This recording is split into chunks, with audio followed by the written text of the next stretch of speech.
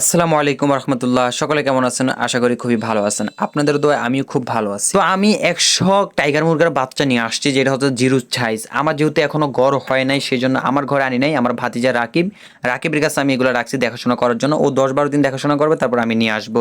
তো আমি ঘরের মধ্যে শুয়েছিলাম, ভাতিজা রাকিব আমাকে কল দিয়ে বলো যে কাকা আপনার মুরগিগুলো চলে আসছে, আইসে একটু দেখা যান। রাকিবের বাসা যাওয়ার সময় একজন কাস্টমার আসলো ফটোকপি করার জন্য, সেই জন্য আবার দোকানেও ঢুকলাম। যাই হোক, তারপর আমার বন্ধু মারুফ, শাকিল এবং আমি সহ চললাম রাকিবের বাড়ির উদ্দেশ্যে। রাকিব অলরেডি আমার জন্য অপেক্ষা করতেছে, কারণ ও অনেক আগে কল দিছিল, আমি যাইতে পারতেছিলাম না যেহেতু আমার মানে কাস্টমার ছিল। আর এই হচ্ছে আমার মুরগিগুলো, আসলে আমার খুবই ভালো লাগতেছে। আমি ফার্স্ট এতগুলো মুরগি একসাথে কিনছি। এখানে 160টা মুরগি আছে, 60টা হচ্ছে রাকিবের আর 100টা হচ্ছে আমার। যাই হোক, পাশের খামারের মধ্যে রাকিবে আরো কয়েকটা কুইল পাখি উঠেছে। কুইল পাখিগুলো আমার কাছে খুবই ভালো লাগতেছিল। আমি উঠাবো ইনশাল্লাহ, আপনারা দোয়া করবেন। তো আজকের জন্য আল্লাহ হাফেজ, সবাই দোয়া করবেন আমার জন্য, আমি যেন এই ব্যবসাটা হালালভাবে করতে পারি। আর আমি 10 থেকে 12 দিন পর আমার মুরগিগুলো আমার খামারে নেবো, সেই ভিডিও আপনাদের সাথে শেয়ার করবো।